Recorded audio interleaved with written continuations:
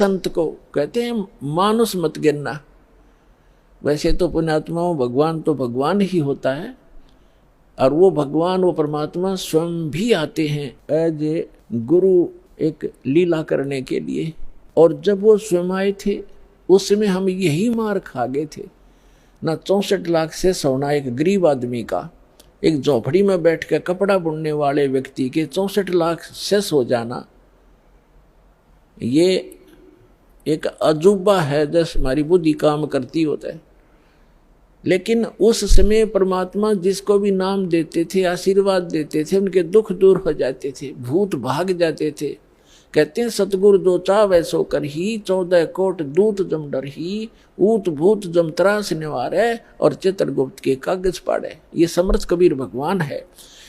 ये आपके ऊत भूत किसी प्रकार का भी आपके ऊपर 3 ताप का दुख हो, प्रेत बाधा हो, पितृ बाधा है, या कोई जिंद बाधा है। अब प्रधानमंत्री के सामने फिर चोर कैसे रुकेंगे? उसके साथ तो बहुत घने बॉडीगार्ड होते हैं। तो जो भक्ति ना करके शरीर छोड़ के वो भगवान के चोर हैं। जिन हर की चोरी करी और गए राम गुण भूल, ते बिदना बागुल किए रहे उर्द मुख चूर। तो ये परमात्मा ऊत भूत जमत्रास निवार है। यम के दूत भी निकट नहीं आ सकते। कहते सतगुर सरना आए के। और धर्मराज डर कैसा? धर्मराज कहते ये नौकर हैं यम के दूत जो आकर सताते हैं। चाहे प्रधानमंत्री हो, मृत्यु के बाद बक्कल तार देंगे, पकड़ के ले जाएंगे, टीटवी गले से पकड़ लेते हैं, बाजू पकड़ लेते हैं, घसीट कर ले जाते हैं। जिसके पास भक्ति धन नहीं उससे यम के दूत नहीं डरते। और समर्थ साथ नहीं है तो कबीर परमात्मा ये समर्थ भगवान है, अनंत कोट ब्रह्मांड के स्वामी हैं। तो यह बताते हैं सतगुरु की शरण में आकर फिर धर्मराज का भी डर नहीं, यम के दूत की तो बातें छोड़ो तुम। तो पुण्यात्मा उस झोपड़ी में बैठे व्यक्ति का और कपड़ा बुनने वाला और उसके 64 लाख से सो जाना, और हमारी समझ में नहीं आए कि ये भगवान है। गले नहीं उतरी कि यूं भगवान हो सकता है।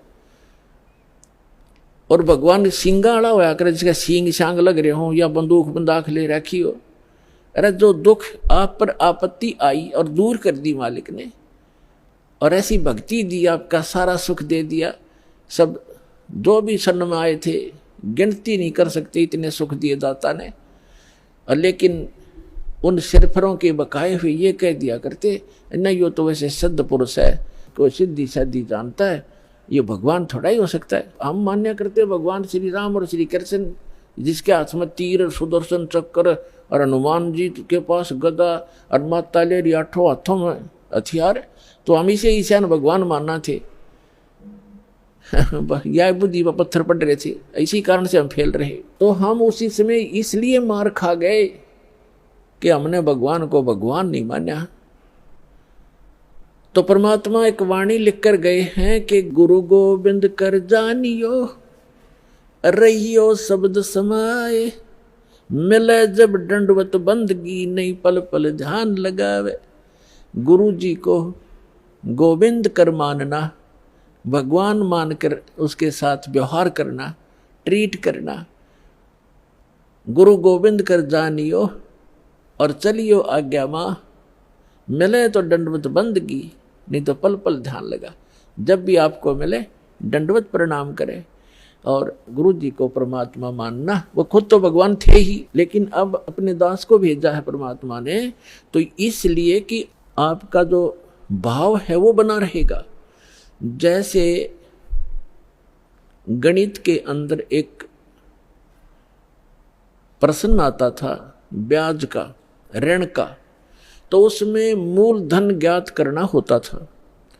मूलधन तो होता था वो करोड़ों और अरबों रुपए का। उस करोड़ों और अरबों रुपए के मूलधन को प्राप्त करने के लिए मानना पड़ता है, मान लीजिए मूलधन 100 रुपये।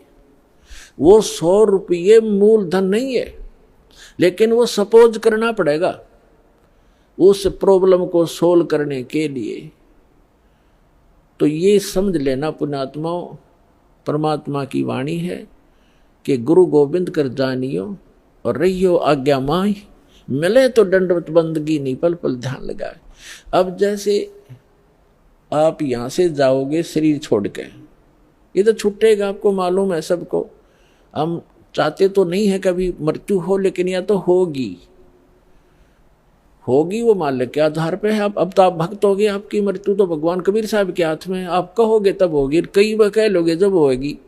अब काल नहीं मार सकता आपको, अकाल मृत्यु नहीं मर सकते आप, अगर नियम ठीक रखोगे।